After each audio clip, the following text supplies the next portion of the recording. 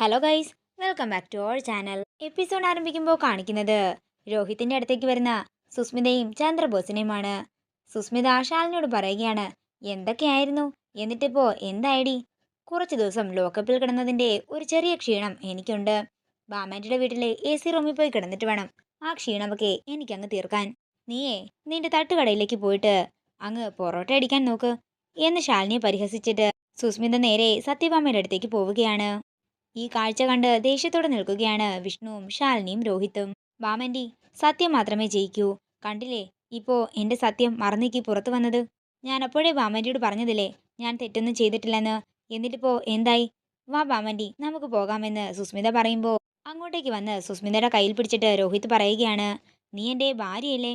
ഭാര്യ ഭർത്താവിൻ്റെ കൂടെ വേണം കഴിയാൻ. അതുകൊണ്ട് വാ, നമുക്ക് പോകാം. ഞാനങ്ങ് വരുന്നില്ല നിന്റെ കൂടെയെന്ന് സുസ്മിത പറയുമ്പോൾ നീ വന്നില്ലെങ്കിൽ നിന്നെ കൊണ്ടുപോകാൻ എനിക്കറിയാമെന്ന് രോഹിത് പറയുന്നു. എന്താടാ നീ ഗുണ്ടായിസം കാണിക്കുകയാണോ എന്ന് ചോദിച്ച് ചന്ദ്രബോസ് രോഹിത്തിനെ തല്ലാനൊരുങ്ങുമ്പോൾ അങ്ങോട്ടേക്ക് വരുന്ന ശ്രീരഞ്ജിനി അത് തടയുകയാണ്. എടോ ചന്ദ്രബോസേ, പോലീസുകാർക്ക് ഗുണ്ടായിസം ചേരില്ല. കോടതി പറഞ്ഞത് ഇവർ തമ്മിലൊരു ചെറിയ സൗന്ദര്യ പിണക്കമാണെന്നല്ലേ. അപ്പോ അവർ രണ്ടുപേരും ഒരുമിച്ച് നിന്നാലല്ലേ സൗന്ദര്യ പിണക്കമൊക്കെ പരിഹരിക്കാനാകൂ. അതുകൊണ്ടേ സുസ്മിത രോഹിത്തിനൊപ്പം തന്നെ പോകട്ടെ എന്ന് ശ്രീരഞ്ജിനി പറയുമ്പോൾ ശരി മേഡം എന്ന് പറയുകയാണ് ചന്ദ്രബോസ്. ബാമൻറ്റി, എന്നെ ഇവന്റെ കൂടെ വിടല്ലേ ബാമൻറ്റി, ഞാൻ ബാമൻറ്റിക്കൊപ്പം വരാമെന്നൊക്കെ സുസ്മിത പറയുന്നുണ്ടെങ്കിൽ സത്യഭാമ സുസ്മിതയെ ഒന്ന് നോക്കുക പോലും ചെയ്യുന്നില്ല. അങ്ങനെ രോഹിത് സുസ്മിതയെ അവിടെ നിന്ന് പിടിച്ചു വലിച്ച് കൊണ്ടുപോവുകയാണ്.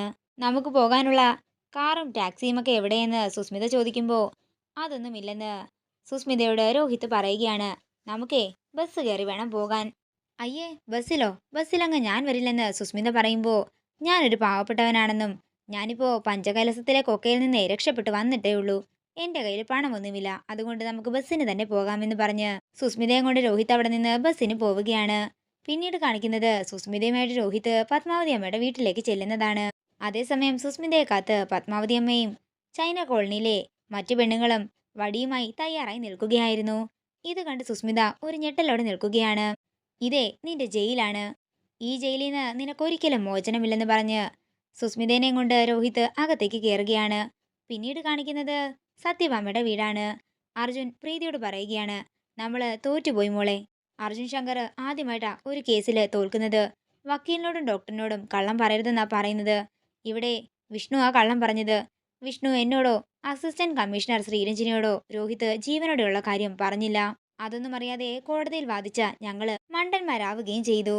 ഇനി ഈ കേസിൽ നമ്മൾ ജയിക്കണമെങ്കിൽ, അല്ലെങ്കിൽ സുസ്മിതയ്ക്ക് സെൻട്രൽ ജയിലിലേക്കുള്ള താമസം ശരിയാക്കി കൊടുക്കണമെങ്കിലൊക്കെ നീ തന്നെ വിചാരിക്കണം.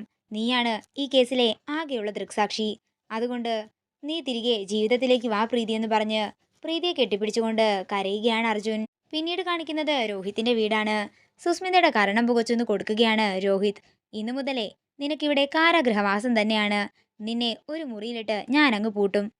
മുറിയുടെ പുറത്തെ കാഴ്ചകളൊക്കെ കാണാനേ നീ കൊതിച്ചിരിക്കും. എങ്കിലും നിനക്കതൊന്നും കാണാനേ സാധിക്കില്ല. മുംബൈയിലെ ഹോസ്പിറ്റലിൽ കിടക്കുന്ന നിന്റെ അച്ഛനോ നിന്റെ അച്ഛന് കൂട്ടിരിക്കുന്ന നിന്റെ അമ്മയോ മകളുടെ ഈ വിധി അറിയില്ല. മകള് ഭർത്താവിന്റെ വീട്ടിൽ നല്ല സുഖമായി തന്നെ ജീവിക്കുന്നെന്നേ അവര് കരുതൂ. പിന്നെ നിന്റെ ചിറ്റപ്പനുണ്ടല്ലോ, അയാളും ഒന്നും അറിയാൻ പോകുന്നില്ല. അത്രയും പറഞ്ഞുകൊണ്ട് സുസ്മിതയുടെ കയ്യിൽ നിന്നും ഫോൺ തട്ടിപ്പറിച്ചു വാങ്ങി സുസ്മിതയെ ഒരു മുറിയിലിട്ട് പൂട്ടുകയാണ് രോഹിത്. രോഹിത്തിനോട് കതകു തുറക്കാനും ഞാനിനി നന്നായിക്കോളാം എന്നൊക്കെ സുസ്മിത പറയുന്നുണ്ടെങ്കിലും എനിക്ക് നിന്നെ ഒട്ടും വിശ്വാസമില്ലെന്നും നീ എന്നോട് കാണിച്ചതിന് ഞാൻ ഇത്രയുമെങ്കിലുമൊക്കെ കാണിക്കണ്ടേ എന്നും രോഹിത് ചോദിക്കുന്നു. അതേസമയം ചന്ദ്രബോസ് സുസ്മിതയുടെ ഫോണിലേക്ക് വിളിക്കുകയാണ്. രോഹിത്തെ ആ ഫോൺ എന്നെ എടുക്കാൻ സമ്മതിക്കുന്നൊക്കെ സുസ്മിത പറയുന്നുണ്ടെങ്കിലും പറ്റില്ലെന്ന് പറഞ്ഞ് ഫോൺ എടുത്ത് മാറ്റിവെച്ച് രോഹിത് അവിടെ നിന്ന് പോകുന്നു.